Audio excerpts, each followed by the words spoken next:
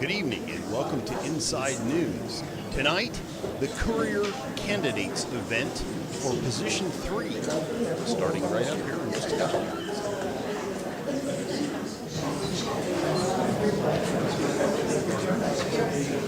It's Powers. Who's he going to be rooting for? Dale.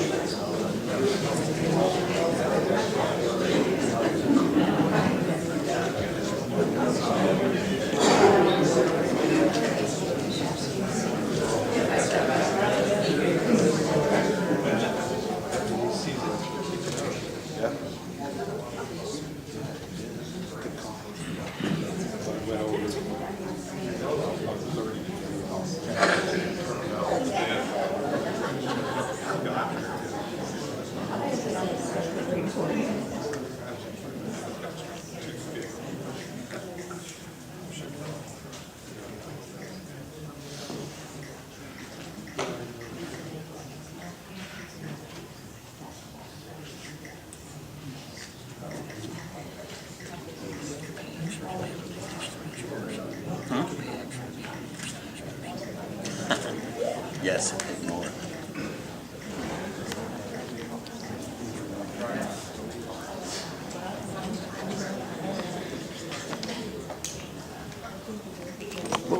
Okay, thanks everybody for coming out tonight, and welcome to the candidates forum tonight for the County Commissioner candidates for Position 3.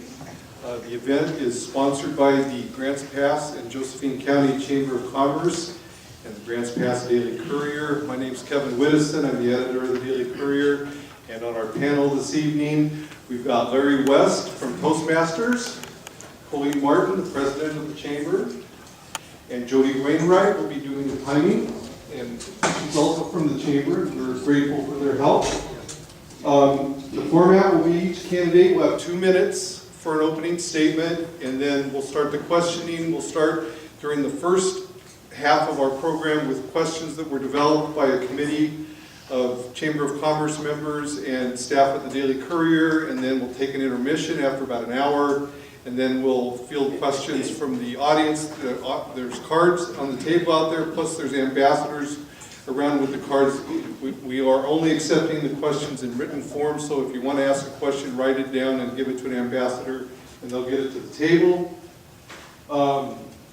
Just to be fair to all the candidates, when we do the opening statements, we'll start with Mr. Kristen and then work across, and then the first question from the panel will go to Mr. Ertl, and then with each successive question, it'll start with another person down the row so nobody has to go first time after time or last time after time.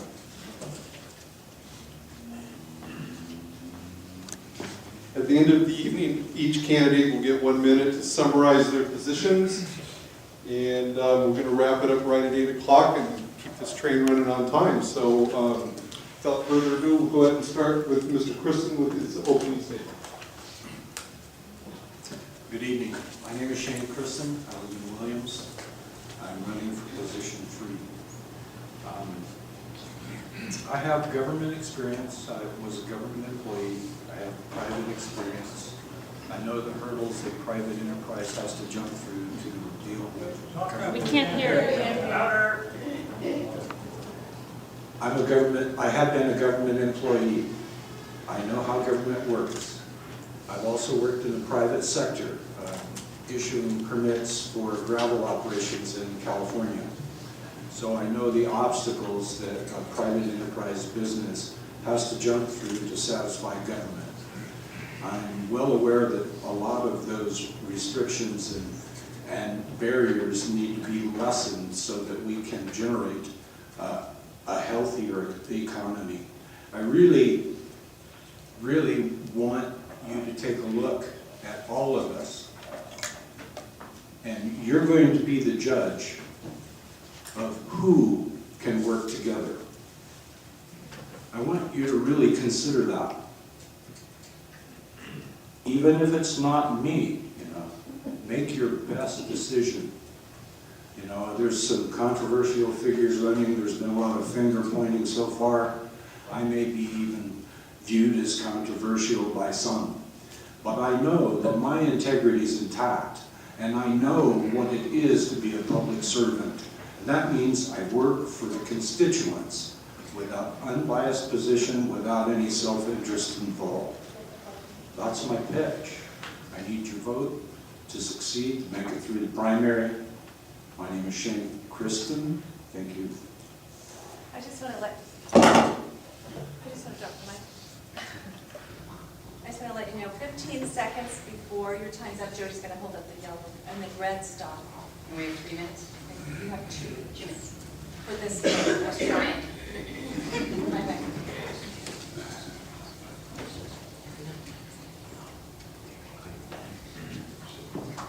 Hey, Bill. Hello, everyone. My name is Bill Ertl. I'm from Williams, Oregon. I spent 25 or 27 years in the insurance industry. I worked in claims, underwriting, operations, and claim litigation. Moved to Oregon about 10 years ago. Fell in love with the place. I consider this the very best place to live in the whole wide world. And I consider being a commissioner here the best job in the United States of America. So that's why I'm running. I have 3 things that I'm focusing on that I would like to focus my campaign on and serve you as a commissioner. The very first thing is I call county governments, or how our county operates. And I'm going to advocate that we move from 3 commissioners to 5. And we'll talk about whether they should be paid or unpaid, but I'm leaning towards unpaid because you can see we have so many volunteers here, it's hard to imagine that anybody on the dais today is here because they want to be paid. So that's county governments. On economic business development, I'd like to focus on what I call the Highway 199 corridor. Links our coast right through Cave Junction, Illinois Valley, to Grants Pass and I-5. That's a great place to build the future. We need to continue to work on building out the Merlin Business Park and the airport. And then the final thing I'm going to work on, I'm sure everybody will talk about today, is the combination of public safety and taxes. First, let me say, no new levies, no new taxes. That's the first thing I'd like everyone to hear tonight. The second thing is no government interference from higher headquarters. Other than that, if you look, we've reduced our county staff about half. I think there's some dangerous times again in the future. We need someone with a steady hand on the tiller. Thank you very much, and thank you for coming. Good evening. I'm Bill Hunker. As a businessman, I view this county situation like an $80 million company that is failing. As with any failing business, you begin with a budget and start prioritizing your income and expenditures. I would start by reviewing the discretionary budget line by line and look for ways to prioritize all expenditures so that they match the top-down priorities of the citizens. Today, that priority is public safety. We can use road dollars for sheriff's patrols. We can use economic development funds for public safety like Jackson County. We can maximize the revenue in our county-owned properties. And we can increase the sustainable yield of our county forests. We can review contracts and fees and memberships and cut the non-essential. And long-term, we must continue to fight for our O&C lands, not for county government monies only, but for the jobs and the economic growth that we create. We urgently need jobs. We can offer a temporary business personal property tax holiday to new and expanding businesses. We can streamline our permit process and reduce fees. And we need a business advocate packet for companies interested in moving to Josephine County. Regarding the taxes, people have spoken many times, and I will not support any new taxes during my term. Josephine is a struggling county, and people cannot afford to pay more taxes. We have to find another way. And that may mean cutting some services so that we can fund the services that are the most important to the citizens. Josephine County does have enormous potential, but the only way we're going to realize that potential is to begin treating county government like a business and learn to live within our means. I ask for your vote to make this happen.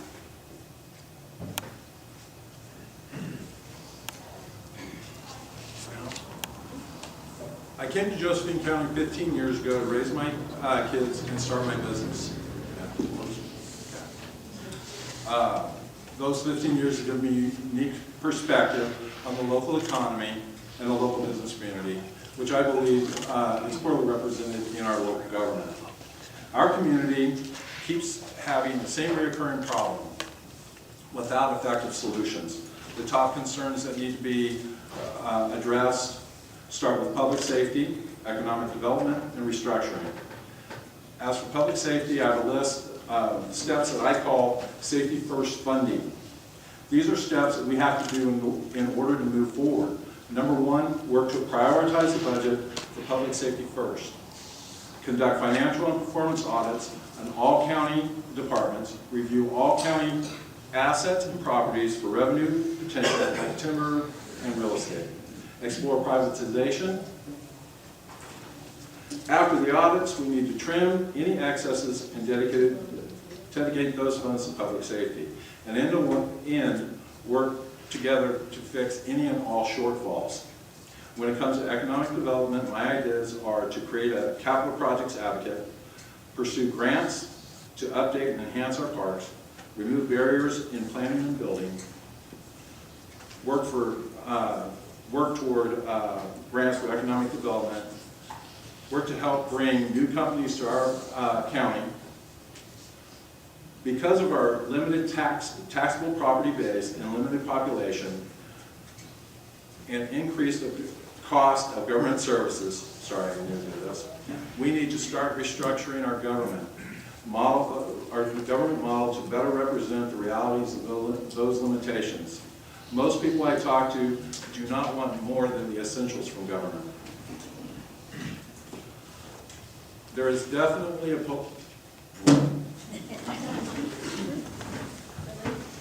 My name is Lily Morgan. Good evening, everybody, and I'm glad you all can be here. First off, I want to say that this is my home. I was born and raised here, and I don't have any plans of leaving anytime soon. So any decisions that we make are going to affect me for the next 40 or 50 years, however long God gives me on this earth. We have had some tough times in this community, but we also have some amazing people to draw upon to work together to come up with solutions. We do not have to give up. We do not have to give in to the temptation that we're over. We can work together and say, what do we want to get done and what can we get done?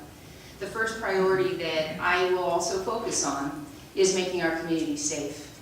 We need to look at new ways of finding public safety funding. We need to look at new ways of providing public safety. We need to find a way that we feel safe so that other things can happen in our community, like building businesses. If businesses are to come here, they have to feel that they can be safe and they can grow in a good way.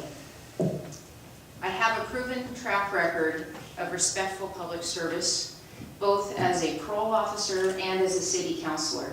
I'm not somebody who stands by and waits for somebody else to come up with solutions. I work on those solutions as they come up and as the need comes up. And I want to work with you to continue to find those solutions.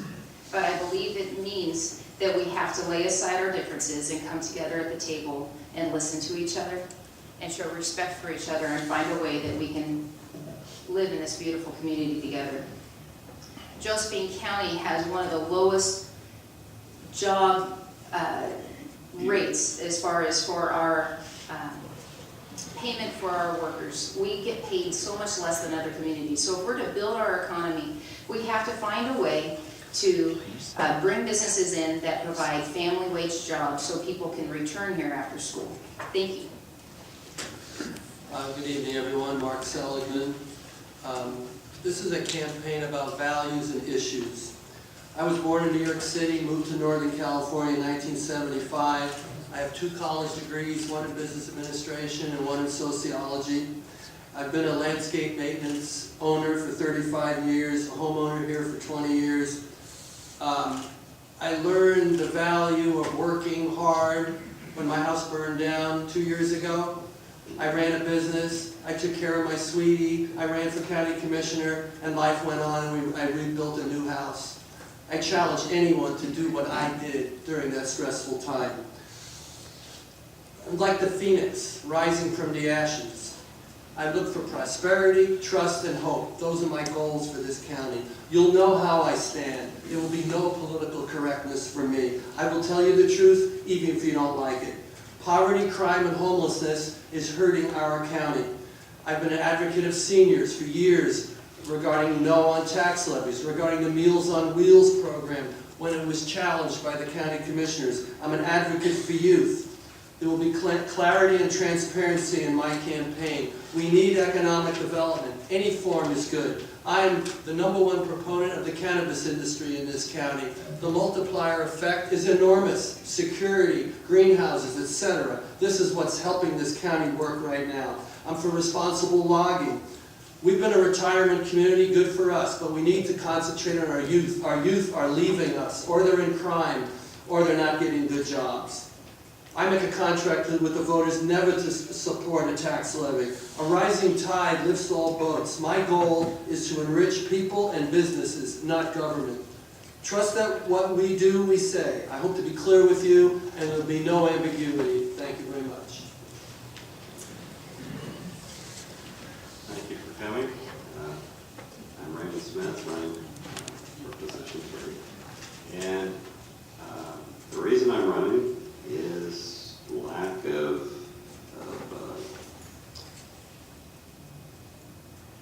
public representation at all levels is what I've seen since I've been here. I think we've all said enough on taxes. I stand with that. No more tax levies. And I'd like to see some representation on the state level as well. We've had the state actually making laws. We're trying to make laws to circumvent the will of the public. And we've had our commissioners sit by while that happens, and they haven't said a thing about that. Commissioners in other counties have advocated for just those very laws. This is wrong. We should be representing the public, and I think there's a consensus among us that there's discretionary funds usable for public safety. I believe that as well.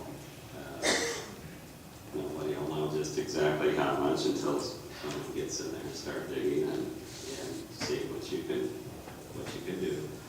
But I think we should be looking to streamline where we need to and prioritize money that's available for what priorities the public have. And that seems to be public safety at the time. And we may have to cut somewhere else. And in order to do that, but you're going to have to do it just like you do at home. You can't, if you've got a bill. Okay, thank you. Good evening. Thank you all for coming. I'm Ronald A. Smith. I'm your hometown candidate with American Values. I was born right here in Grants Pass. My family settled in Josephine County over 100 years ago. I've been involved in this county in many different ways through my adult life. I was a president of the local chapter of People for the USA in the Illinois Valley. People for the USA was a grassroots organization committed to protecting private property and wise use of our public lands. We were very active in the last year of the Clinton administration, fighting monuments. We went to Klamath Falls to do the Bucket Brigade. We were the ones that stopped the monument going in, the Cascade Siskiyou monument going into California. We opposed the monument. They wanted to turn the whole Siskiyou National Forest into a monument. How ridiculous. Anyway, we were involved in a lot of different issues. I was also part of the National Policy Board of People for the USA, and because of my work with People for the USA, I was voted Citizen of the Year by the Illinois Valley K-Junction Chamber of Commerce. In other words, I know our county better than most. I've been here all my life. I know the issues that are confronting economic development and quality jobs in this county. My family has been in this county for a long time. I think we need to focus on 3 areas in our county. We need to focus on a healthy economy, a healthy community, and a healthy forest. And if we'll focus on those 3 things, we'll be well on our way to having a healthy and prosperous Josephine County. We need to streamline the process for businesses. We need to cut the red tape and pave the way for new businesses coming to our county. Let's not get confused with the urban growth boundary and what the commissioners deal with. Most people look at the county and think we're dealing with Grants Pass. We're not. We're dealing with Josephine County. That requires the knowledge of the forest lands, and I am tremendously experienced in that area. I've dealt with the Forest Service and the BLM most of my life. I am the man that knows this business.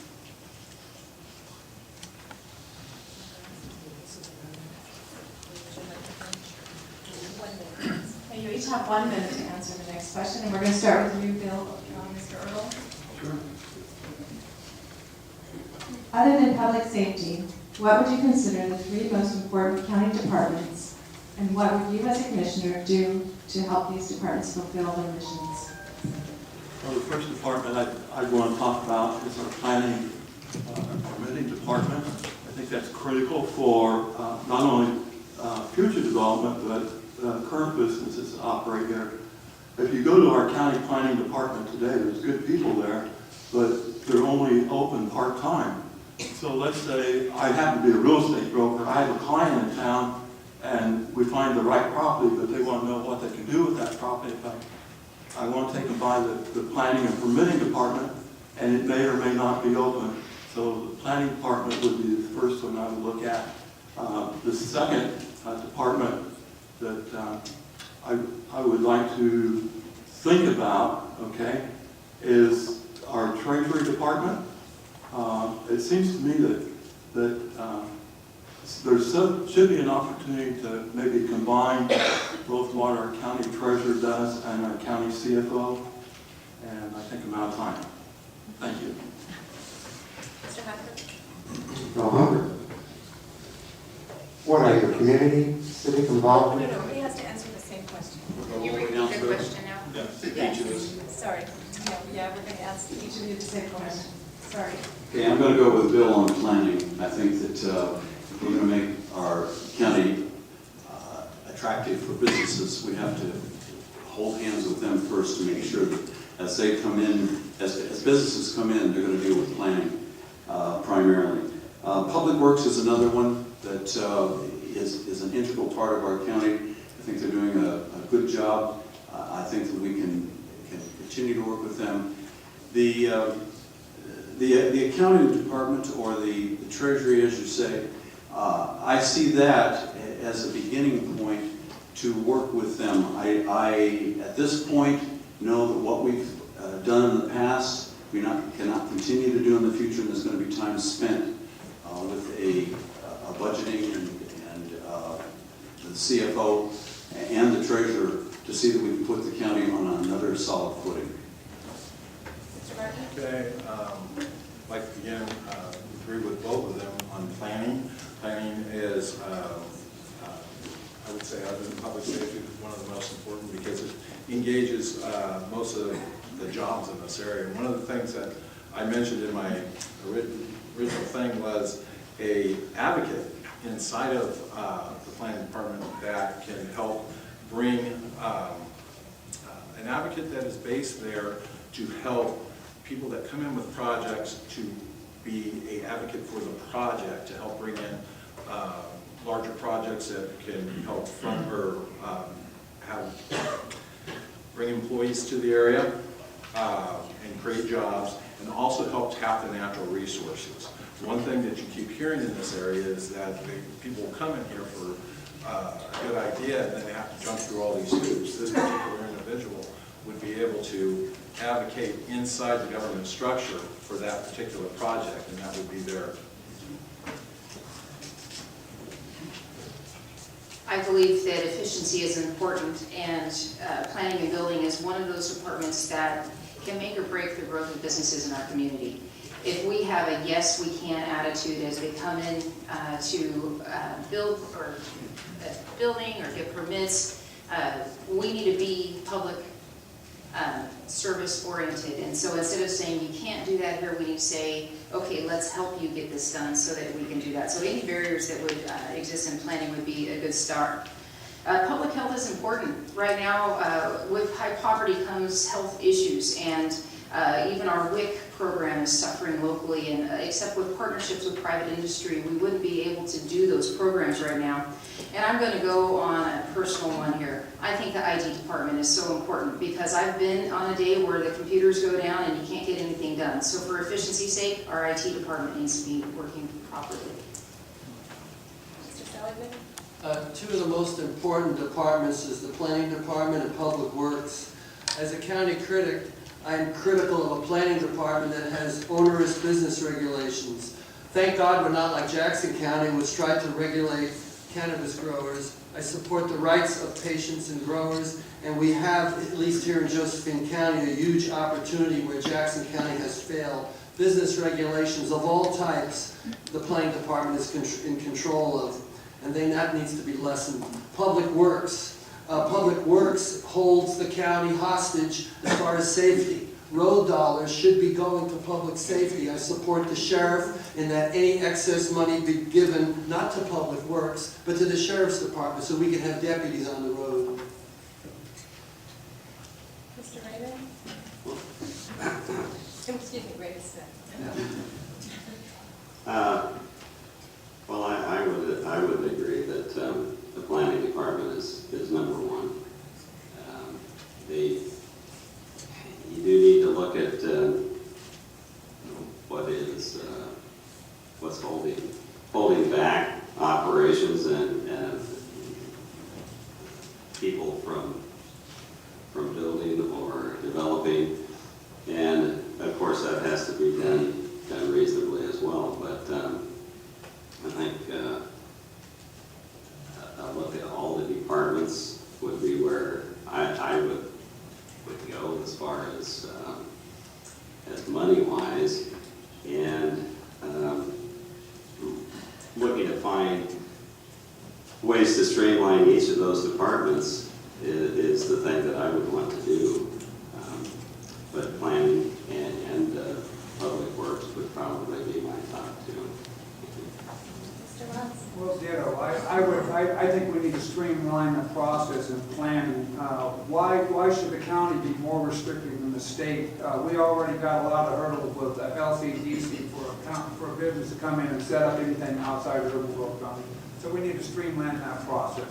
The other department I really want to work with is the forestry department. I think there's a tremendous asset there that we can put into our public safety by privatizing that forest land. Put it under a qualified forester, increase the harvest off that. That's a $900,000 savings right there. That's what the salary is for that department. The other one I would work with is the district attorney's office. I'm not going to tell you what I'm going to do with that, but there's an opportunity there for a lot of money for public safety, and I'll tell you about that after I win the primary. Mr. Kristen? Well, first off, I would have to address accounting. I believe that each department, if I was commissioner today, each department would be audited to find out where they stand, what they've been spending, and what's left to spend, if they've got enough to carry them through the fiscal year, and leftover be moved to public safety. Honestly, planning does need to be streamlined. Public works, is kind of important. There's bridges and culverts under roads out there, and if they go, public safety's at risk, So we got to float that department too. They got to go back to work and fix what they need to fix. That's it.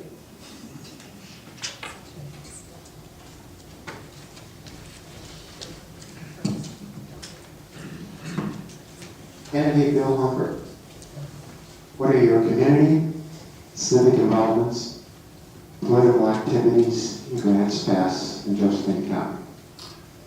The mic is very muffled up here. I got the first part.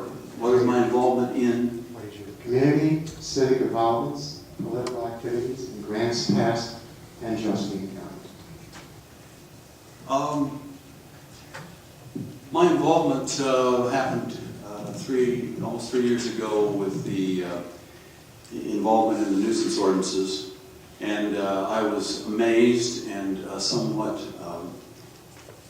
taken back by an 80-20 vote on that. It made me realize what a disconnect there was.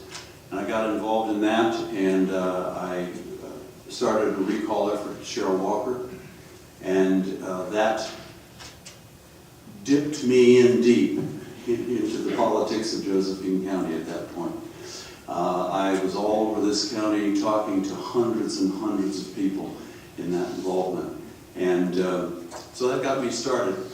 And from then on, I have gone into doing research on public safety, on crime stats, and a lot of people who are more involved know that I keep up with that through Oregon State. Good question. Same question. Dan Martin. Well, you know, I'm a small business owner, and we really don't have a lot of time for politics and stuff. We are members of the chamber. We do volunteer for our church occasionally, but that's about all we have time for. We're kind of busy with that. Riley Moore. I served 5.5 years on the Grants Pass City Council. 2 of the years I was appointed by my fellow councilors as council president. I served 6 budget committee sessions with the City of Grants Pass. I chaired the charter task force that reviewed the charter and sent that to the voters and was passed by the voters. I'm currently on the LADPC, which is the Local Alcohol Drug Planning Commission. I also serve on the Sobering Center boards and the ROC board, which is our Reaching Our Community board, and I'm on the elder board at my church. I also was liaison for the Committee on Public Art and the Historic Sites Building Commission. And I'm sorry, there's probably more, but I don't remember them all at the moment. Mark Salzman. Regarding community involvement, I'm running for county commissioner because I have a passion about this county. I've campaigned against tax levies. I've campaigned against nuisance ordinances. I've been in many debates regarding the tax levy. I go to more city and county meetings than anybody in this room except for Dale Matthews. I'm a big supporter of the Boys and Girls Club. I've donated money for them. I've gone to numerous Cave Junction City Hall meetings, Grants Pass City Hall meetings, and Josephine County meetings in this very room on a regular basis. I do this because I'm concerned with my community and I want to know what's going on. That's my community involvement. Raymond Smith. Well, first and foremost, I have a wife and 2 children, so they come first. And so I've got a daughter in Girl Scouts and a son in baseball. And so my involvement with them it comes before anything. And I'm a self-employed horseshoer, so that comes next. I do get involved in political things when it's important enough that I think I need to get my voice out there.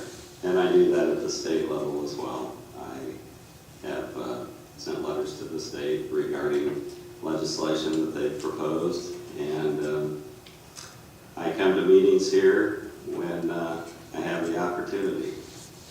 I live in the Illinois Valley, and it's quite a drive, so it can be challenging at times with the family and work. So that's where I stand at. Ron Smith. Yeah, currently I serve as the overseer in Grangement. I'd be the vice chair of the Fruitdale Grange, I believe in the Granges. I also sit on the executive board of the Pomona Granges, that's all the Granges in the county. I'm a member of the Josephine County Farm Bureau. I'm a Republican Party PCP. And like I said before, I've been involved in a lot of grassroots organizations. I believe in property rights very strongly. I was part of People for the USA. I've been involved with many issues concerning the mining districts in our county. And I really believe that Josephine County is a great place. It's my home. I love it. All my kids and grandkids are here. That's why I'm running for commissioner. Shane Christian. My community involvement. 10 years ago, I established a alcohol-free zone where my friends, family, or anybody that had the inkling could come and sober up. They could stay there. I'd feed them. They'd help me raise sheep, do a little weeding. they'd walk out of there sober, a better human being. Right now, I'm ankle deep in new lambs, and I've been inviting children over to feed them so they can have that experience of animal husbandry. As far as politics, I've been heavily involved in cannabis politics. Been working with the state reps, Carl Wesson, Ann Liniger, Brzezinski, Ken Helm, working to protect small family farms and patient rights. I've been at that for 2 years. I'm on the board of directors of Oregon Sun-Grown Brewers. Thank you for this time. Actually, Bill or Tim? Well, I want to tell you, it's a lot more fun going last than first. So. I'm pretty involved, a little more involved than my spouse would like. I'm currently president of the local realtors. I'm vice chair of our Williams Fire Board. I'm a member of the Chamber of Commerce and work on their legislative committee. I'm a member of Rotary and work on things like the duck fundraising campaign. And I have served on the Josephine County Land Use Committee.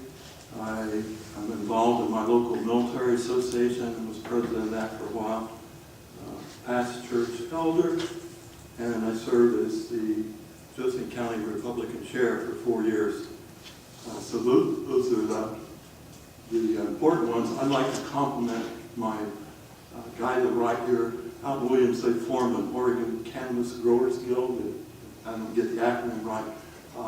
They're doing a lot of right things in terms of well, they're hallmarks. They're trying to be good neighbors. So credit to you. Thank you for doing that. Thank you. Okay, this, we're going to start this question with David Martin. David, what would you consider the largest challenge for doing business in Josephine? The limits of the market. Market limitations. It's a very small market. You go to the end of it very quickly. Lily? I think it has to do with our wages being so low that we cannot compete with recruiting employees as compared to other locations. Just a couple years ago, I had a high school reunion. Oh yes, it was my 20th, so I still had a lot to go. But so many of my classmates no longer live here because they sought jobs elsewhere. And currently, we can hire people here, but the competition in other communities is so extreme. Grants Pass has the lowest income rate in Southern Oregon.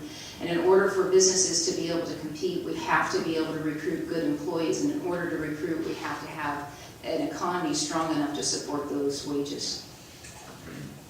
Mark Sullivan? We live in the 9th worst region in the United States economically. That's abominable. We need to stop that. We need to stop only being a retirement community. We need to serve our youth. We need to have economic development. Again, I'm a big supporter of the cannabis industry. It's legal. We need to grow it, sell it, and the state will tax it. Money follows money. The multiplier effect is enormous. We need to get into the 21st century. We have a low tax rate. That should help businesses. We need to conquer the homeless problem. If people don't have a place to live, they can't work.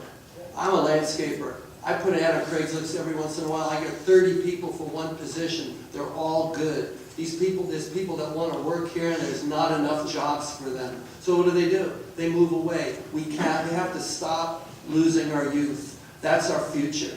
So if I'm county commissioner, I will do whatever I can to foster an economic environment that benefits everybody. Mr. Smith? I think the wages do have a lot to do with it as well. Low-paying jobs, it doesn't help. Doesn't help the community.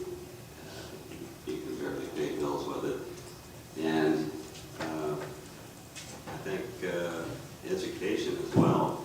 There's probably the limitations would be your workforce that you have here. What they can contribute to it, and if it's not adequate, you're going to have problems with businesses wanting to establish here. You're going to have to import people from other places. So that's my thing. I think it's going to be land use, and if you look at the county, there's very few areas that are zoned industrial. We have the Merlin Industrial Park, we have the airport in Illinois Valley, we have a few other old mill sites that have some problems. But we're gonna have to streamline the process to allow people to come into those zones and create the kind of manufacturing jobs that bring higher wages. We also have the ability for agriculture. And unfortunately in this county right now, our resources are going to waste. Our forests are going to burn. We need to manage those forests.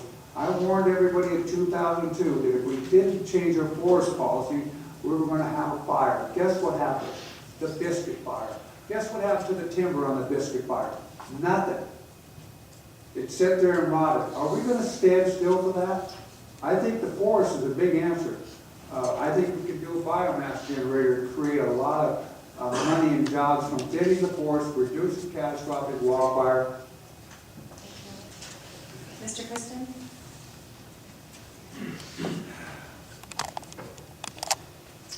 Overregulation. That's what stops a lot of things around here.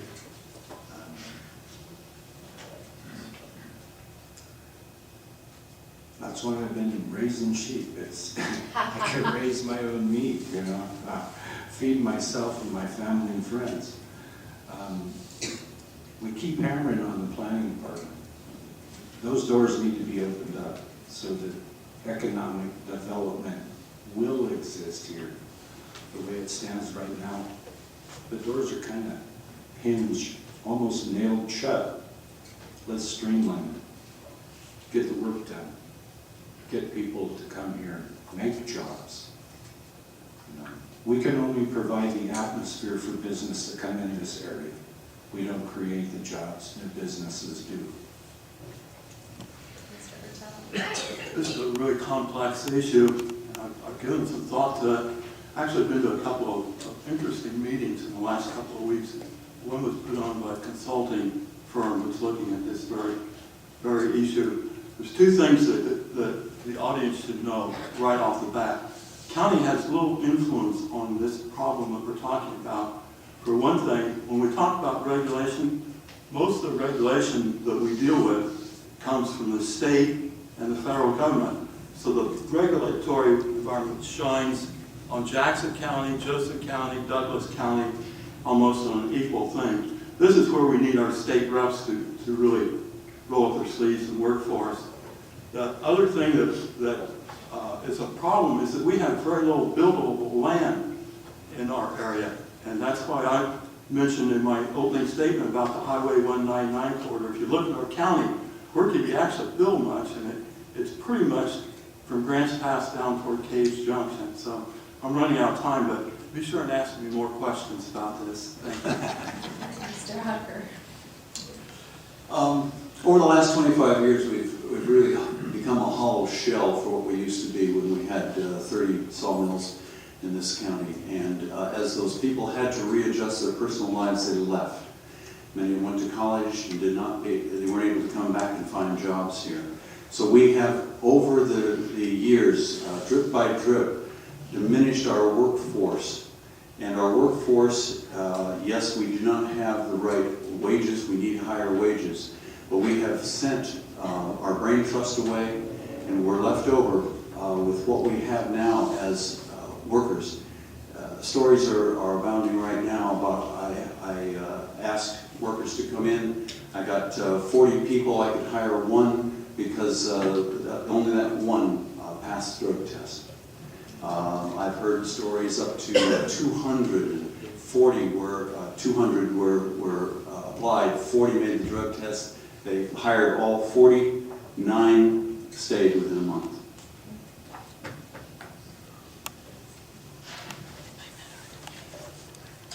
Hey, Mark. Rick, he hasn't answered the last one. Did you get an answer? Yeah. What is your financial background in managing budgets? What is your background in managing employees?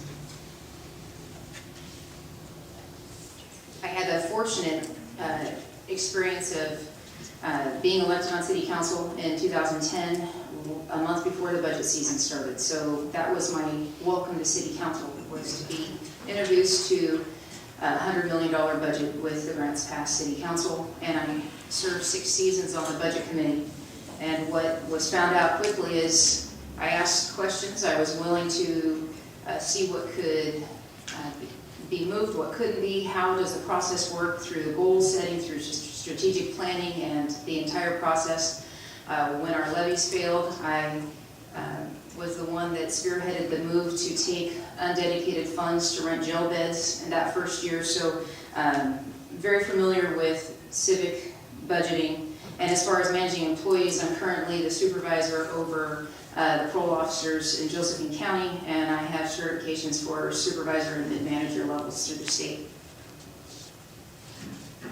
I have a degree from Queensborough Community College in New York City in business administration. This is a job that you can learn. You can never teach anybody integrity. You either have it or you don't. We have a problem with our present board. We don't have integrity. They may know the job, but they don't have integrity. I can think and I can reason, and I've run a business for 35 years. I negotiated a really good deal for myself when my house burned down, dealing with real estate agents, builders, etc. And it was under extreme stress. It's the mark of a person and how they deal with stress, how they come out of it. Certainly a county commissioner job wouldn't possibly compare with economically or stressful what I went through. So as far as business administration, it takes a sharp mind to do things even under the most trying of all circumstances. Well, I do not have any budget experience with big business or corporations. And I agree with Mark, it's something that you can learn. If that wasn't the case, there wouldn't be anyone sitting there. So my idea is to, prioritize funding. I realize it's limited, but just like at home, I don't care how many zeros is on it. There's so much money, and whatever you have to spend it on, and it's got to either go around or something's got to be eliminated. So that's where I'm at. Brian Smith? My whole professional history has been working with people. I spent 15 years managing in the retail automotive industry. I had to cover my costs of goods, cover my labor, balance my books, do my inventory, and I have experience as a young man. I managed as a foreman. I was a ranch foreman, which was kind of a varied thing. I loved it. Managed a crew of 10 people. I was in a Christian ministry where I was in the leadership, but I coordinated a home fellowship in my home for about 15 years. So I know how to deal with people very well. I work well with others, and the budget is something that can be managed very well. We have about 20% discretionary, and I would like to focus on increasing that budget instead of focusing on an ever-shrinking budget. And Shane? My first management experience was when I was 19 years old. I managed a health food store in Santa Cruz. I ran fitting operations out in the woods outside of Lakeview and up in northwestern Oregon with a crew of 7. My first concern was risk assessment, safety, and keeping these guys and their saws working. Some of you are familiar with what goes out in the woods. You're out there before the sun comes up, and you work your tail off until sometimes the sun goes down. Lately, I've signed the front of the checks for a crew of 12, helping me finish my house and address my farm chores. I used to make people spend a lot of money. That would count. My turn. I have managed one person. I think that's the smallest person that was ever subordinate to me. And I've managed up to 500 people in an organization. I've managed in a culture where we're concentrating on a diverse employment group that was very, very challenging, very interesting. I've managed where I was a home office executive and we were managing people in remote locations. So all those situations require different levels of skill, orientation. So I would say important if you talk about management is being flexible and what style you have. And style is very important because that's how you relate to people in the management structure. On the budget side, I've worked on a lot of big budgets, I've worked on small budgets. Recently, 4 or 5 years ago, I worked on the Williams Fire Department budget, which might not seem like much, but it sure as heck is complicated because it's regulatory. So, and the last thing on budgets I would say is they're only as good as you follow through the day after they're put into the shelf. Thank you. Bill. I've managed putting together projects as high as $250 million, but primarily I worked in $1 million and less projects, generally in television shows. I was $40,000 to $300,000, and I took a company public, and it was the #1 rated growth stock in 1993. I worked generally in teams of around 60 people. I was CEO of the company I took public, and that was a group of, I think, 65 that were employed at that point in COO. So that's my experience. The thing that is different with me is when you do a television show, you do the budget up front, and you live with it. And you don't get a second go-around, you don't get a makeover or redo. Hey, Mark. Once again, I'm a small business owner. I've got up to 8 employees here with 8 and 2, 8 full-time, 2 part-time. I've had to restructure my business a couple times because of online competition. So gone through a lot of that.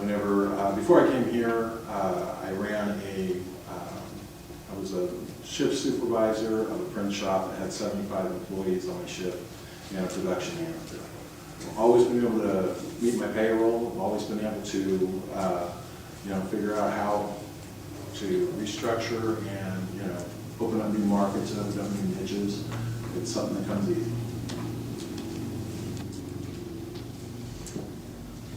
Okay, I'll start this one with Mark Sullivan. The Three Rivers School District is going to have has a measure to contract with the Sheriff's Department for deputies to protect the school districts, the 15 schools. This measure is 1971. Will you tell us what you think about that? I want kids to be safe. The Three Rivers School District gets $400,000 a year from the Common School Fund. Unfortunately, they're only going to get a smidgen from the cannabis tax revenue. That's because our state legislatures didn't write that law right. They should be getting a lot more. I'm not for increased taxes. I think Three Rivers School District could use that $400,000 they get for the half of it for protecting our kids. It's important that we protect our kids, and it's important that we don't ask people for more taxes, even though that's a small amount. Our state legislators have to change a statute that would allow the cannabis tax revenue to flow more freely to the Three Rivers School District. So that's the way we hire the guards to help protect our kids. Mr. Reagan. Okay.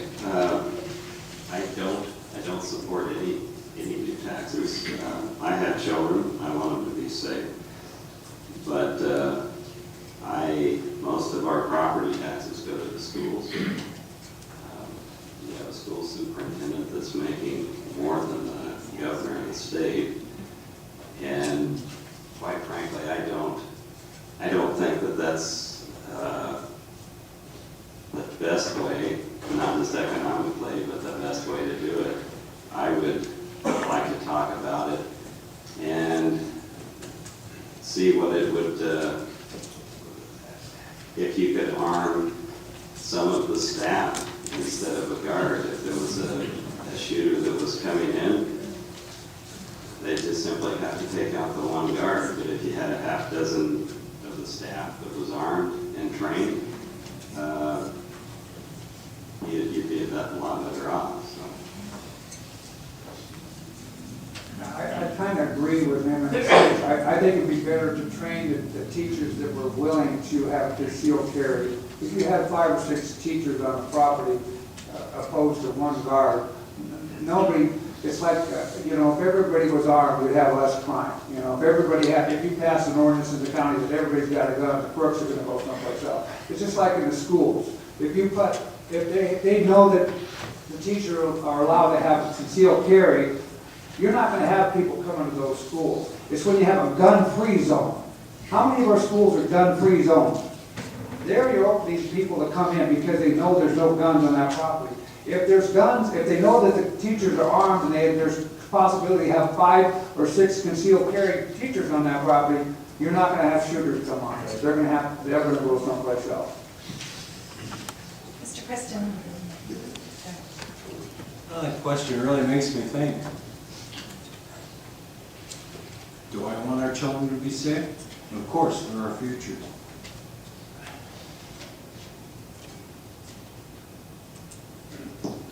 A guard would be a deterrent. The example of arming teachers might be a deterrent, but it gives me pause. Honestly, I don't have an answer until I look into it further. I need to know how much it's going to cost, where the money's going to come from. It's a difficult question. It brings out a lot of passion in people. Anyone threatening a child around me, that person's going to pay. It really gives me pause, though. I don't have an answer for that question. Thank you. Mr. Erdl? I know a little bit about this particular project. I actually was invited to sit in by the Three Rivers School District when it was first an idea that he had. And there were about 25 or 30 community leaders there. Some of them are in the audience tonight. It's a complex thing to think about. The reason I was chosen, the reason he called me, is that I had become a frequent attender at the school board meetings, and I would get up and read my tax bill. And of course, when you read your tax bill, the number one ingredient or line item is school taxes. So he said, all the people that I thought should have some input to this idea, I'd like to have you on the committee. So all the things that the other people have talked about here are ideas. One of the big problems about arming teachers is, first, most teachers don't want that responsibility. Secondly, your liability insurance goes right through the roof, okay? And as taxpayers, Thank you. Bill Hooker? all you need to do is have a teacher wound and then Thank you, Bill. I thought I was choosing his time. I'm sorry. We're really short on time. We want to get in as many questions as possible. If we are declaring or believing we're in a state of fiscal emergency in the county, I think we should use both the manpower and the money for the sheriff. Thank you. Dave Martin? I would kind of concur with that, but I still think they should have the opportunity to ask those questions like they are doing, and ask for that opportunity. But personally, I wouldn't vote for it. Lily? I also sat in a couple of the meetings, and one of the things we learned is if the teachers are armed, their insurance will drop them. It will not cover them at all, so it's not an option for the school district. I think the idea of keeping our kids safe is important, but I don't think this is the right method to do it with only 3 deputies at 3 schools at a time. I want someone in every school. I want every school safe, and I want to see options to do that, to see what we can do in a cheaper manner. One of the other issues with it is it's retired officers within 4 years of retirement, which might be difficult to find, and because they're PERS recipients, there could be some complications with that. So I would like to see a model of getting our kids safe with maybe using a combination of volunteers or private security or something else that can put them on there in an armed fashion, protective, but not necessarily at just 3 schools and in this manner. Thank you. Okay, we're going to take a brief intermission here. Come back at 7:10, so that gives us about 12 minutes. If you would like to write down a question that you would like to give to the panel for consideration for the second half of the forum, go ahead. I just want to let you know, though, we are going to give preference to questions that can be asked of all of the panelists. So bear that in mind when you do. We'll see you in about 10 minutes.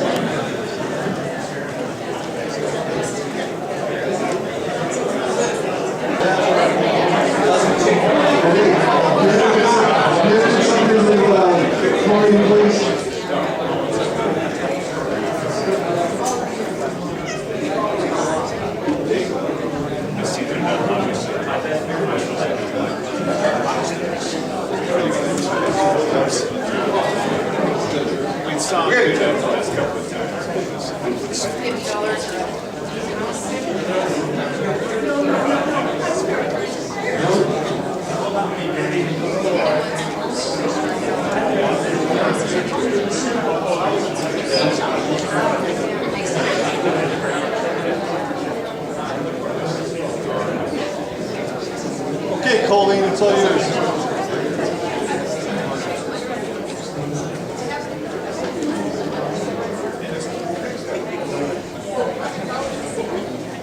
Raymond Smith. Raymond Smith, you're up. Would you support outsourcing county functions to reduce costs and generate additional funds for public safety? If so, please describe. Outsourcing what public functions? Specifically. Yeah, it would depend on what it is. That could be an option. I would look at any funding as an option for public safety, and it would depend on what you were outsourcing. So. I think part of that's already done in our public works department. Sometimes they contract out some of that stuff that's a little bit cheaper. I think we could outsource our whole forestry department and create a lot of funding for public safety. And I'm not sure what other departments, you know, a lot of those questions you got to get on the inside and see what's going on the inside to really see where you can work on that issue. So ask me after I'm a commissioner, I'll be glad to answer that. Jay? Outsourcing the forestry department, that's a pretty good idea. Might as well let you know I'm not going to support cutting any trees unless it's processed in this county or this state. We need the jobs here. Again, Ron was brilliant in stating that we'd have to take a deeper look where that department might be to be outsourced, if it was viable for the county, if it was viable for you folks not have to pay any more taxes. We'd have to take a deep look. And if he doesn't get elected, elect me and I'll look into it. So, actually, I need a clarification. Are we outsourcing to save expenses, or are we outsourcing to generate revenue? The question is, would you support outsourcing county functions to reduce costs and generate additional funds for public safety? If so, please describe. Okay, I think I got it.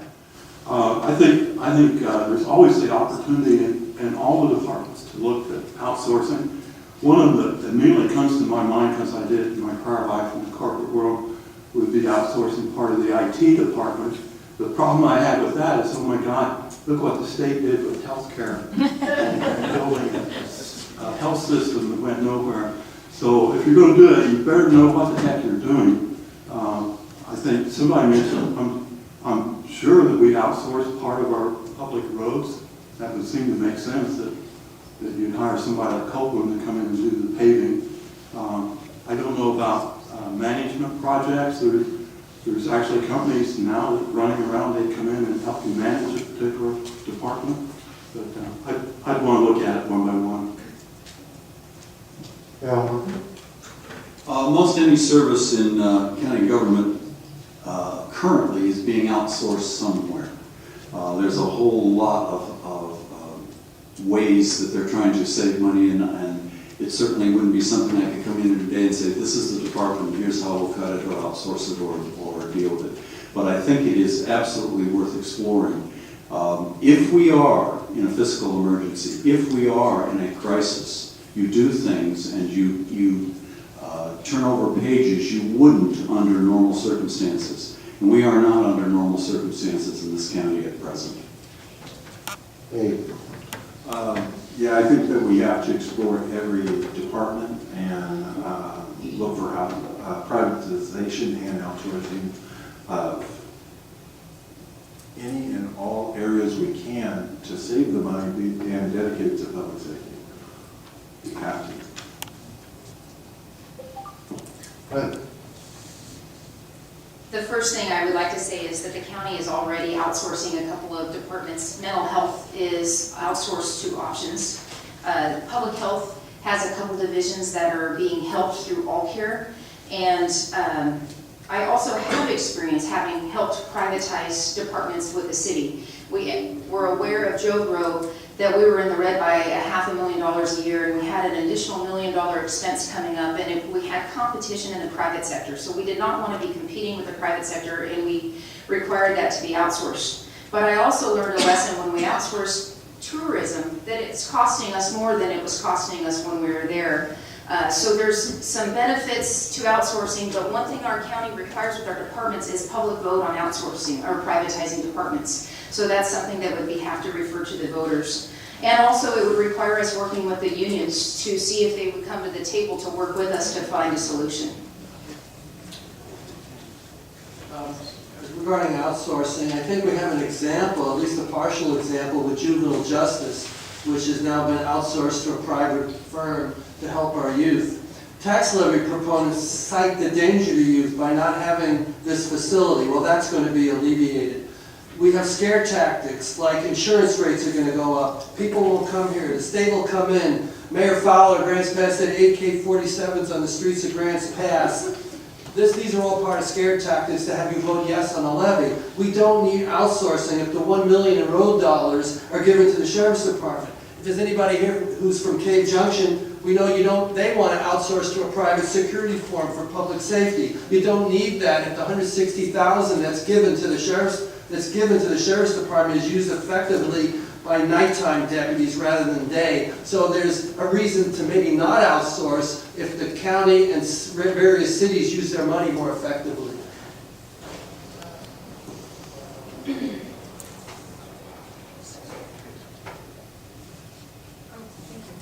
Okay, we're going to start with you, Mr. Smith. How do you plan to improve the Sheriff's Office financing to ensure our public safety? How do I plan to? How do you plan to improve the Sheriff's Office financing to ensure our public safety? Well, I think the big issue is that in this county, we're the fourth largest O&C lands in the county, in the state. Why in the world have we given up on that? That's something we should really fight for as a community. That has funded our county for 75 years and done very well. I can point to the very day when we started having problems financing this county. 1994 and the Northwest Forest Plan, and now everybody wants to turn tail and tax the heck out of the people. Let's harvest some trees and fund our Sheriff's Department. Great, thank you. Mr. Kristen? This city's going to have a vote before it. I want to tell you a number. $3.5 million in 1 month of recreational cannabis sales. 1 month delivered to the state coffers. That's not sales numbers, that's tax dollars. This city's not going to get any of it. The county will get a share because they've opened up and let dispensaries come in. It's not going to go away. So you might as well, even if you don't like it and you have hesitation, there's tax dollars to come into this community, and it's not going to come out of your pockets. $3.5 million in 1 month, sales tax revenue. Mr. Earl? On funding, we're talking about funding the Sheriff Department or increased revenue. The program that I'm most excited about we call Lottery Local Control, and we've been working on it for a couple of years. The idea behind that is that there's a sizable amount of lottery dollars that are not assigned to specific programs such as schools that currently are kind of a slush fund for our Salem legislatures to divvy up. The idea behind this program is that those excess proceeds would come back to the county that originated the sales. So that's the very best hope. The other thing, I'm pretty optimistic. We're finding some creative solutions. I know I'll get booed here, but actually the idea of the city stepping up and running jail beds is a good idea. We just opened a new sobering center. So there's ways that we're working creatively to divert the costs of incarcerating people in our jail. Thank you. Mr. Harper? I'm glad you brought it up first. The lottery funds certainly is something that I don't think there's the energy on that we should have even as a state. There's significant money there that can come our way. But that's not, alone that wouldn't do it either. We can maximize our county properties by re-looking at them, either selling them if we need to, or however we can create revenue there. And certainly the sustainable yield of the county forest lands is possible. Some have estimated we can get at least $1 million out of that a year. And certainly long-term, I believe in and want to see a long-term fight for the ONC funds. And so I do stand behind that also as a long-term funding source. But to get us there, we're going to have to become real creative. Mr. Martin? Well, I think it really comes down to the county assets that we already have. The real estate, and of course the timberlands, trying to find a sustainable revenue out of that. But we have to start taking a look at that and start creating the revenue and putting it toward the public safety.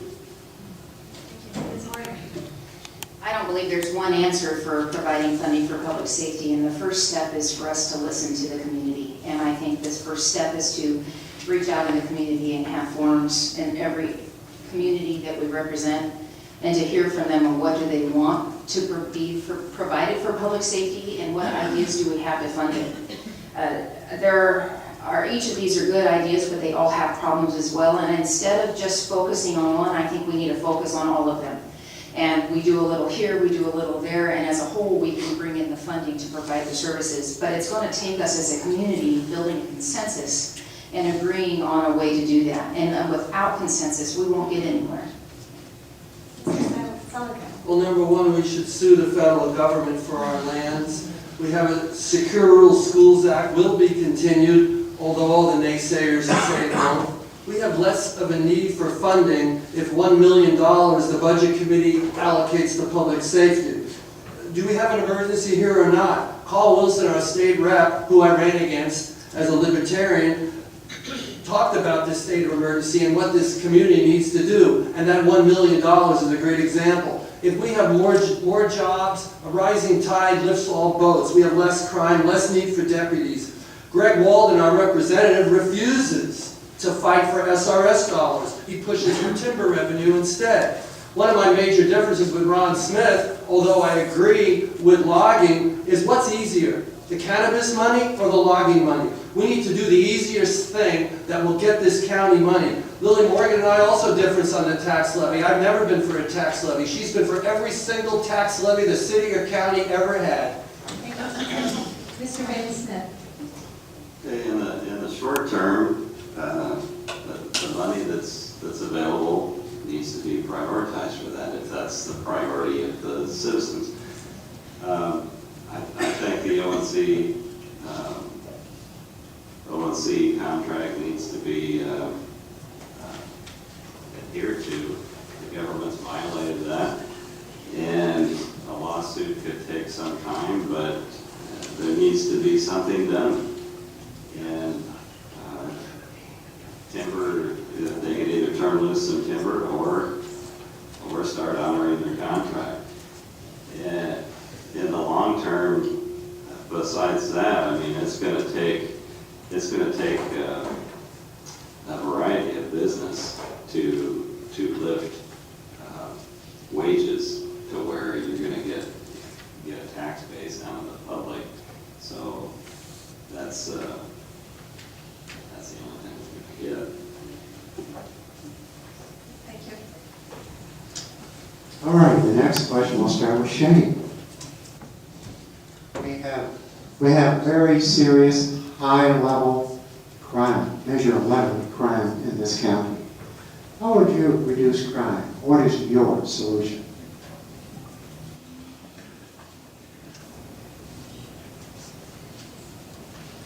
Well, Mr. Hunker has looked into the crime issue, and the results that he came back with is we've only had, what, a 2% rise in crime. I think that if we worked as a community to control the methamphetamine and heroin problem, our crime would disappear. There's some troubled people out there. And I don't know if there's enough jail beds to put them in. They need help. They need a good direction. It's up to us as a community to bring them out of the dark. We do that, there's no more crime. Bill, you Another complex problem. I think a couple of people mentioned it. I'm pretty excited about doing things like our sobering center. That's a crime that is committed that costs us untold dollars, the way we have been incarcerating people for that problem.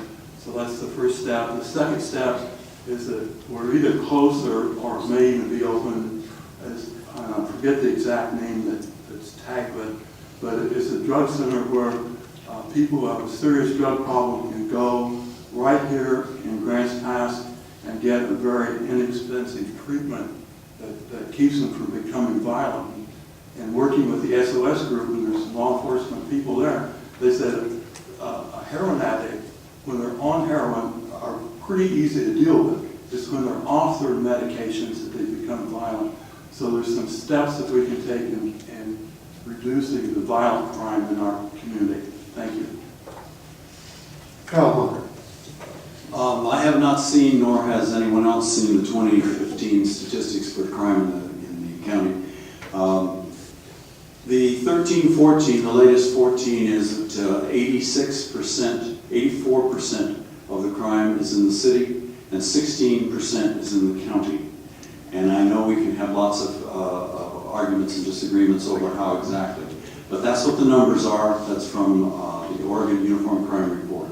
In 2015, we'll see if what you say is true, that we're having a terrible Measure 11 problem in 2015.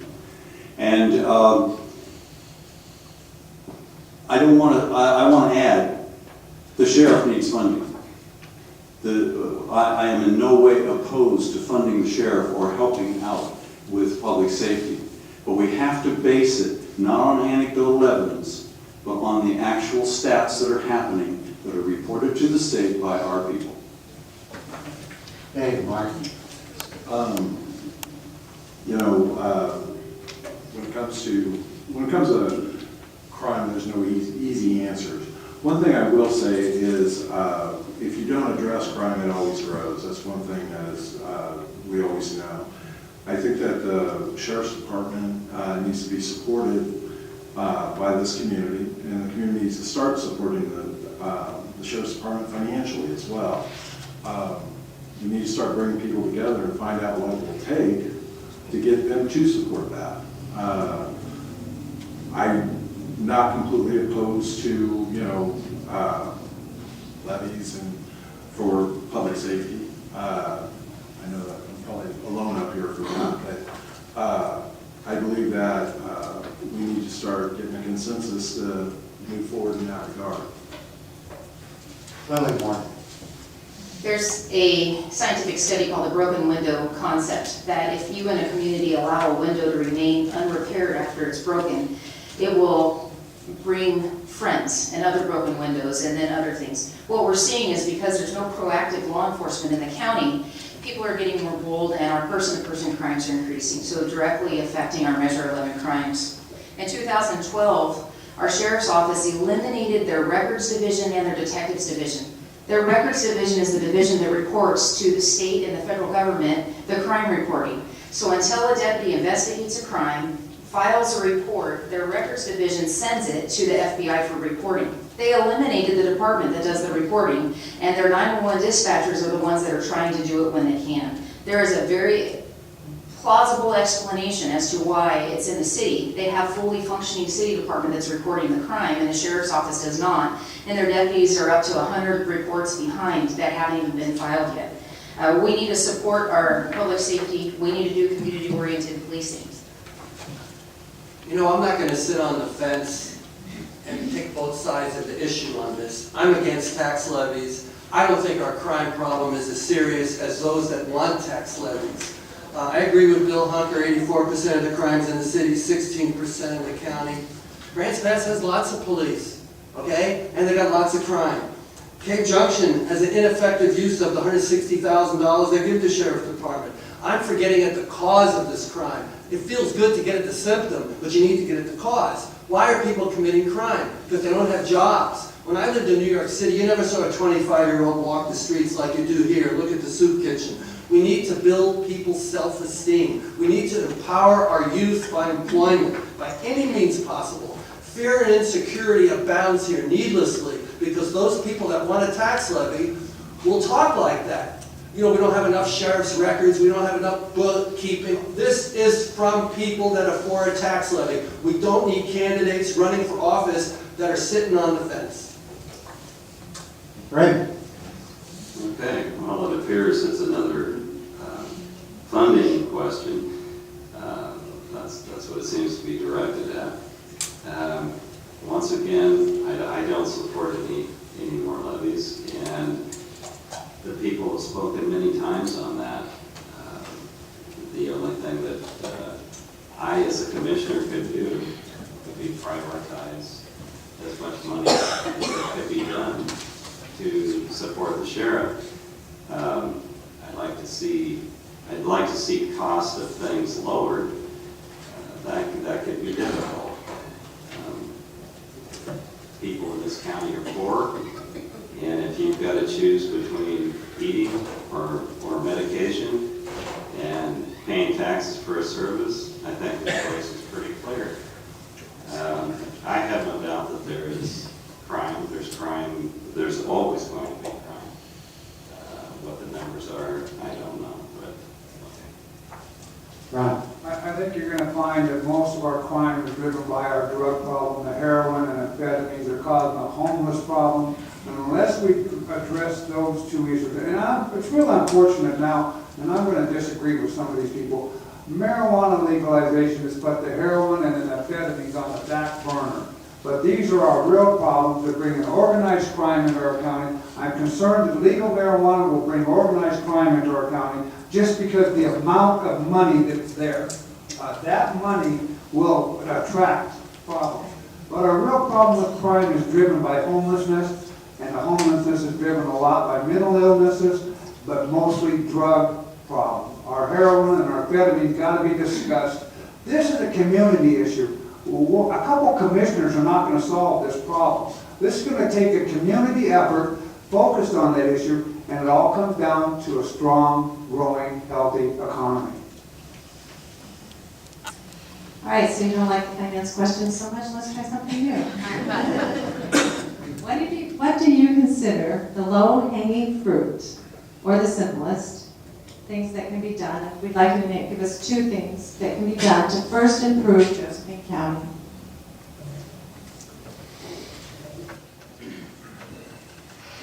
Oh, sorry, that's to Bill Ortel. Excuse me, Bill. Your first Bill, what do you consider the low-hanging fruit or the simplest things that can be done to improve Josephine County? 2 things. Well, you know, the most important thing is on business climate, economic development. And I know that the low-hanging fruit, and this is probably going to not sound political correct, but I've heard it from some experts, we need to fix the perception of our public safety problem that is hanging over our head, and it's much larger than the people in this room. Anytime a company wants to move here, they now know about our public safety problem. All you have to do is Google our county, and there's numerous articles. Until we fix our image on that issue, we are going to struggle. Thank you. Mr. Hunter? The low-hanging fruit is transparency. The way you build accountability, because we've lost our trust, and that is underneath everything else. And the way you begin to build that back is you have accountability. You can't have accountability unless you have transparency. So we start with being as open as possible with everything that we do, and our meetings and our printed materials and our availability of those materials and those meetings and the communication in the county. That will begin to build back this lack of trust that has been engendered over the years and months. Mr. Martin? I think one thing that I would like to see the most is when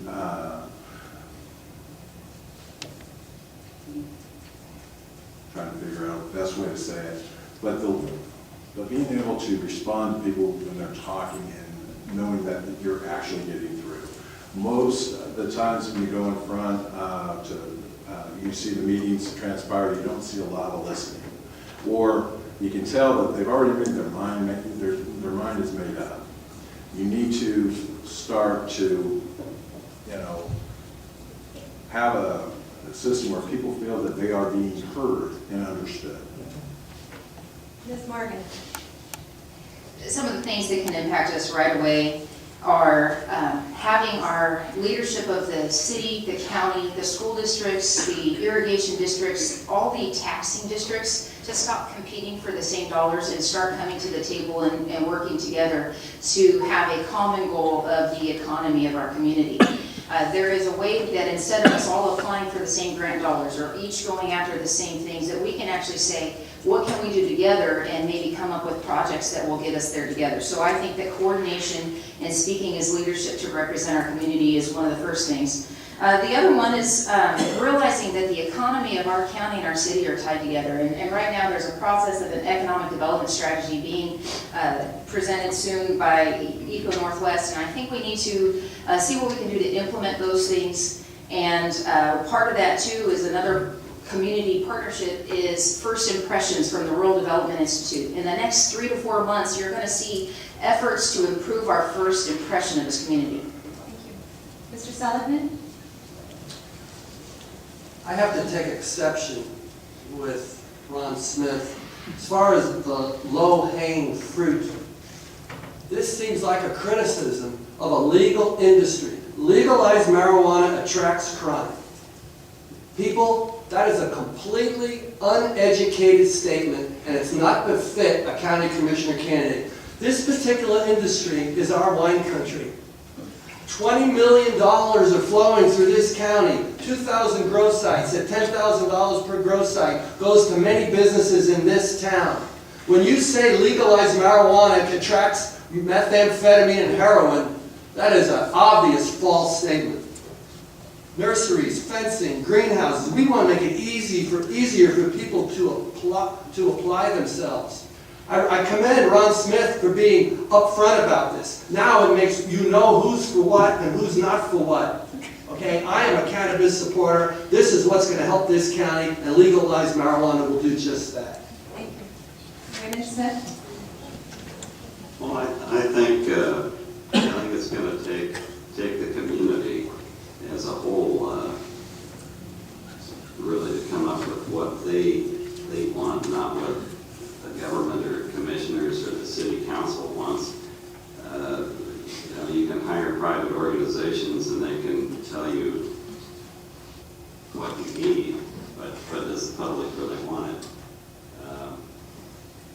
So I think as far as, helping out the community, I agree with Bill Hunker that, the way you treat the people and listening and maybe expand that to where you're trying to incorporate more public voice would help things out a whole lot. If you're going to represent the public, then they need to be involved. Thank you, Mr. Smith. Ron Smith. I think the low-hanging fruit is already discussed, it's planning and zoning. We need to streamline the process for people in the county. When a business comes in, we need to roll out the red carpet, throw out the welcome mat, throw the doors wide open, and by God, pave the way for these people to start business in our county. We don't want to hinder them. As far as my statement about marijuana, I said it was the money, not the marijuana.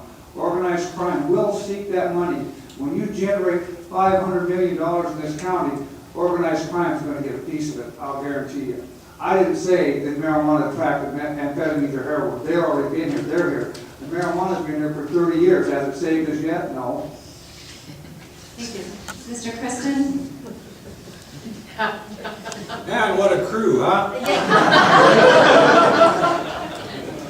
Well, from my observation, I don't see any low-hanging fruit. It's going to take work to build consensus between the board members and the operating departments. That's going to take work. We're going to have to build the ladder of consensus to get to the right fruit. It's going to take a board working together. You're going to have to pick them. Pick good.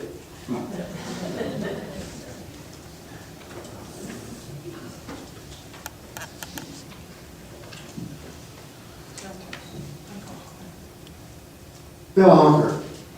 Political candidates often promise more jobs and a better economy. What's your opinion on the Sunny Valley Sand and Gravel project at this time? Can I go last?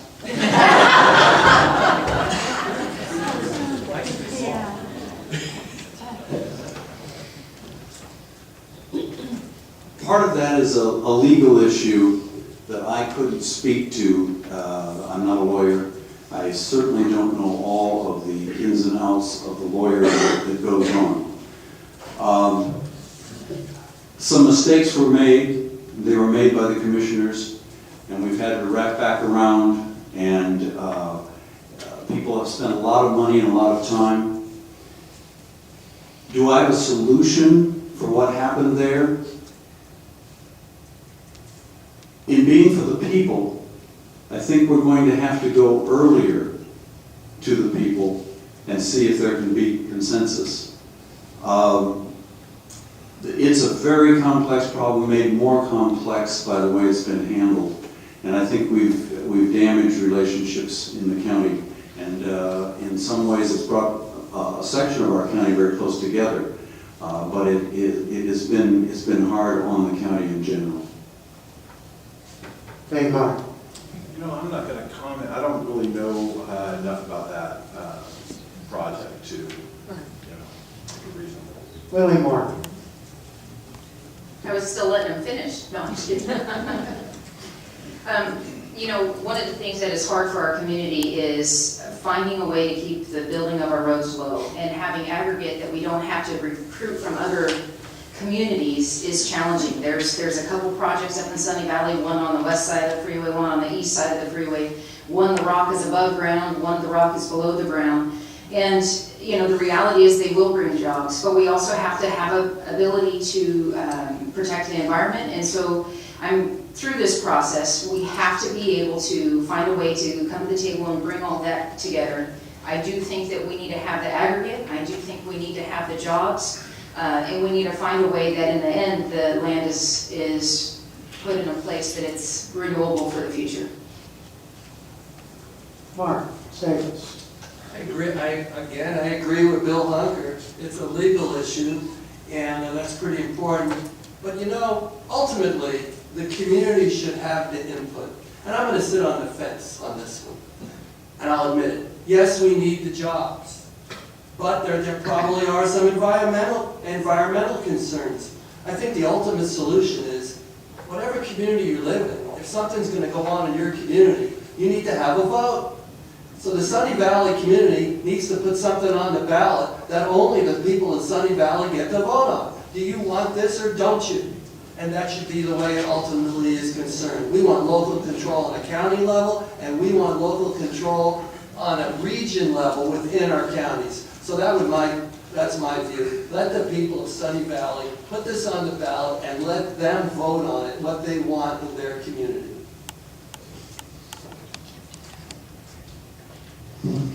Mr. Smith? Okay. Well, I think it has become a complex issue. I haven't followed it because it's been going on so long. I do know a little bit about it. I agree we need work, and the aggregate that you could produce here, it would be important. You'd be employing people here. But the other side of the coin is environmental, and more importantly, it's the neighbors. Are you harming someone else? And I am for an industry, but I'm not too inclined to be harming people either. So it makes it a tough decision as to what you would do. So I don't know how to resolve that. In Oregon, we have the strictest land use laws in the nation. Senate Bill 100 LCDC. This project has met every one of those criteria. 20 jobs, $1 million a year payroll. Why are we not going forward with this? This has already been appealed to LULA. It is a viable project. All the environmental concerns have been met. When that's done, that's going to be a beautiful place. There'll be ponds and wildlife habitat. It'll be beautiful. This is something that I talk about, low-hanging fruit and job development. Why are we stalling on this thing? Why are we allowing us to have to import our aggregate from White City? I mean, my God, everybody uses aggregate every day. We pave our roads, we build a foundation for our houses with it. It's a basic building block of society. Let's get moving. Let's stop hindering economic development. That's $1 million a year payroll, 20 high-paying jobs. I know a little bit about gravel. They used to permit gravel operations in California, in the coastal zone, in the Eel River. Had to clear 12 agencies. Had to make sure they had a remediation bond in place. I'm not familiar with this project. If they have their remediation bond, the only problem would be discontent of neighbors. That's an issue to be solved. Gravel makes money. It provides jobs, and if it's close, it cuts down on trucking rates. So it's a win-win if it goes through, if it does no harm. Here's what I know about where we are with this. The proponent, the guy that wants to develop the gravel processing area, has complied with every single county, state, LUBA regulations there were. The problem we're in was that there was a technical glitch, as I understand it, in the way the county commissioners handled a particular step in the process. That the guy who's developing the mining or gravel operation has a competitor right down the road. The competitor has found a legal way of stopping this guy from moving forward using the court and legal systems. There's two things that come to mind here. One, where was our county legal counsel? The county legal counsel is an elected official. Why aren't we hearing more from that position rather than county commissioners? Thank you. Okay, it's time for closing statements. Each candidate gets 1 minute. And we've been moving, from the audience's perspective anyway, from left to right the whole evening. For the candidates, I'm sure it feels like right to left. Anyway, we're gonna just throw everything out the window here. We're gonna start with Ron for the closing statements and work back and close the evening with Mr. Kristen. Elect me your county commissioner, I'll work for you and with you, and we can solve the challenges we have in this county as a community. I believe we need to focus on 3 major areas: a healthy economy, a healthy community, and a healthy forest. If we'll streamline the process for economic development, if we'll pave the way for these businesses, invite them in, make it easy for people to start up, if we'll do what we can to reduce the regulation and red tape on our current business to help them stay profitable, we'll have a healthy economy. That's going to go a long way to helping a healthy community. We need to focus on this drug issue. It's a terrible thing. It's causing a lot of our crime. If we'll focus on as a community on these drug issues, the heroin, the amphetamines, a healthy economy goes a long way to solving that problem. And of course, we need a healthy forest, or else we're going to watch it burn again, folks. I'm warning you, we're going to watch it burn bad.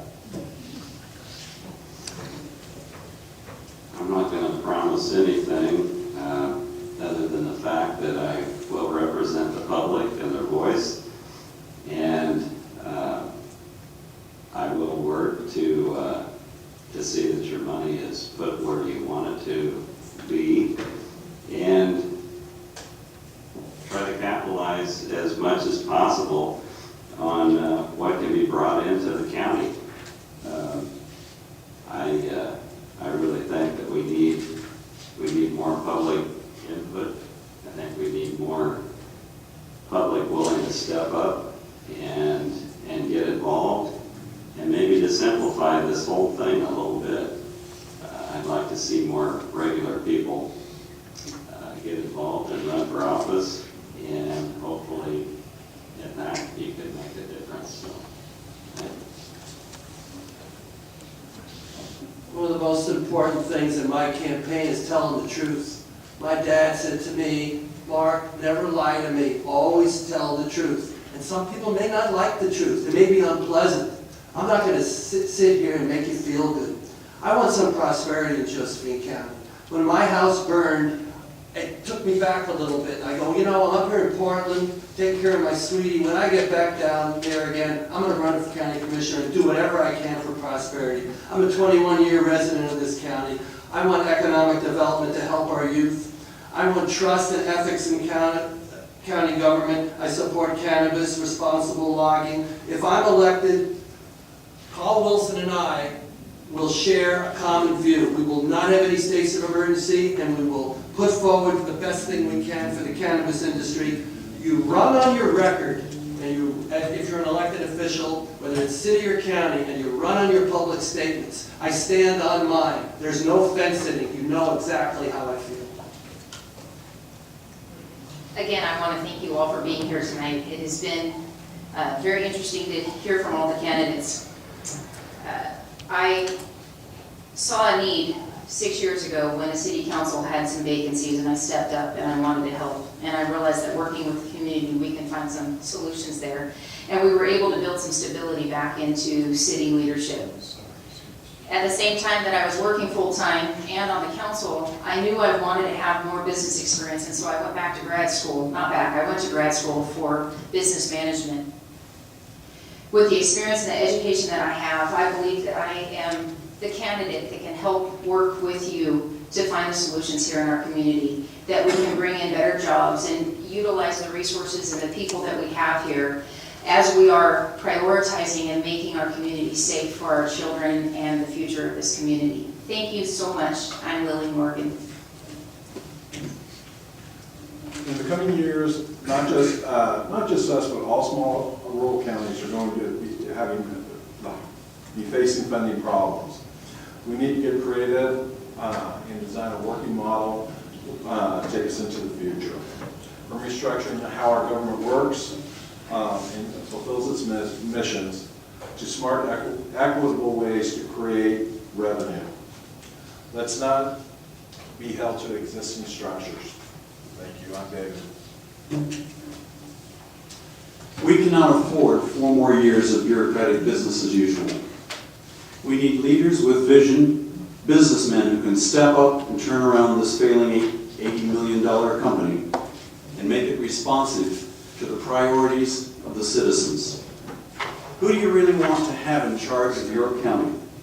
Political insiders who are addicted to spending your money, or people who in the private sector who have experience and understand financial stewardship? Do you want doom and gloom peddlers who continuously make you feel guilty for having the lowest tax rate in the state? Or creative entrepreneurs who see that rate as a unique advantage for attracting businesses and promoting job growth? There is no middle ground anymore. We're either going to step up and make the necessary changes to live within our means, or we're going to slowly surrender what's left of our finances and our freedoms to bureaucrats. It's your choice. My name is Bill Earl. I'm running for County Commissioner. I'm running because I think this is the greatest county to live in the United States. It's a beautiful place. There's wonderful people here. And there's lots of ideas and ways that we'll move forward. I'm ready to lead. I have a vision of what our county will look like 5, 10, 15 years down the road. I've offered you some concrete ideas tonight. Let's quickly move and have 5 commissioners. Many of the problems that we talked about tonight would be eliminated or softened if we had 2 more people that are going to be elected this time around. 5 commissioners would make a big difference. Some of the stumbling blocks that we talked about with our present governance are not because of the people, it's because of the way we're organized. There is a better way. We're ready to move forward. This will be a great place to live. My name is Bill Earl. I'm running for County Commissioner. Thank you. God bless you, and God bless our country, and God bless Richmond County. People that know me know that my word is good. I don't make promises I can't keep. I think words are valuable, and the only promise that I will make is public service with integrity, without any self-interest involved. I believe in public service. I've been involved in it. I've been a volunteer helping disabled children. I forgot to tell you, I managed a $1.5 million hotel in Santa Barbara. I'm kind of an oddball up here, but I have experience, I have confidence, I know how government works, and I know the obstacles faced by businesses.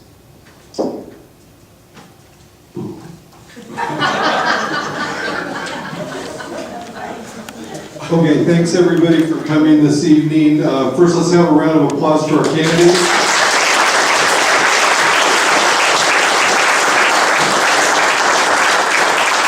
I'd like to remind you that on Wednesday night, same time, same location, we'll have the candidates for position 2 here. So if you want to see the other candidates that are running, that'll be your chance.